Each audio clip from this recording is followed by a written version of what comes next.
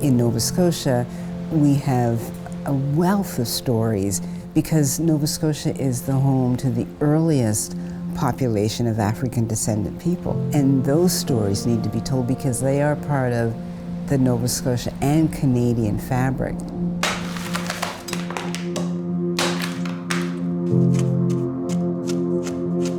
So the art that I create really reflect the Maroon who was exiled here to Halifax, Nova Scotia, their struggles and their journey.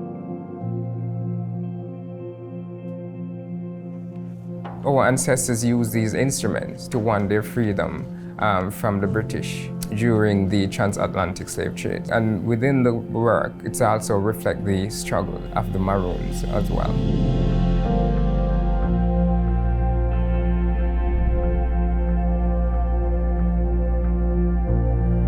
The Ku Klux Klan said they were going to set up, become operational in Halifax. And there is no good rally without music. We went to the rally, we sang Bob Marley's Get Up, Stand Up, and we were successful.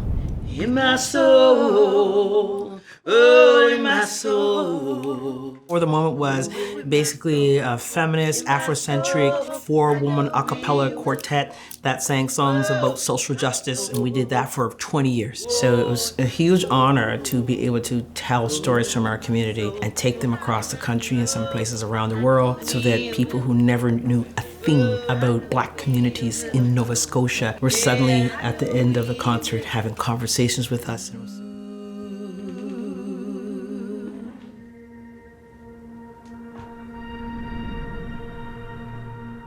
What's been important to me is creating visual images of Black people, people of African descent, writ large on the screen, because we've not had that opportunity. When I was growing up, my generation, my mother's generation, earlier generations. And it's not only important for me to see me on the screen, it's important for everybody else to know we exist, to know we are human. As a person of African descent working in all aspects of media, it has not been an easy road. And working as a radio journalist initially, people not believing that I might be Black because they might listen to my voice on the radio and they would have stereotypes in their mind. I think the other big issue within documentary making was the fact that often agencies, those who might fund would say, oh, we funded a project like that last year, as if only one project should be funded.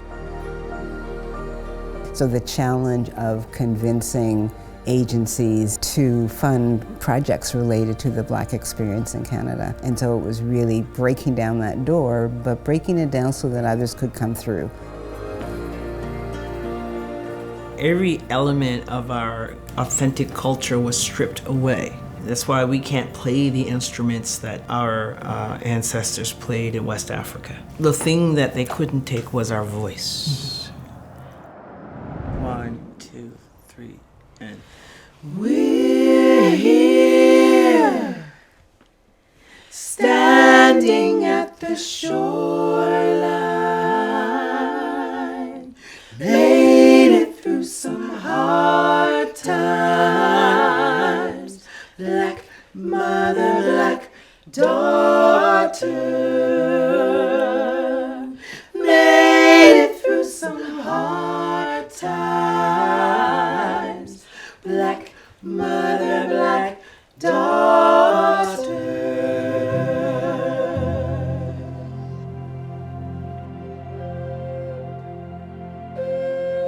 The Abeng, also known as the first line of communication. You can hear it up to 7 miles away, and the Maroon use it to communicate with the other fellow Maroons.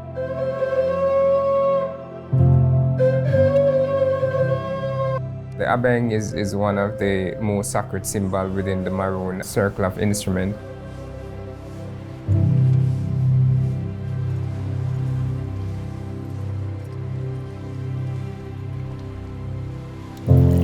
Libation, it's a very essential part of the Maroon history. Without libation, none of these instruments cannot be played.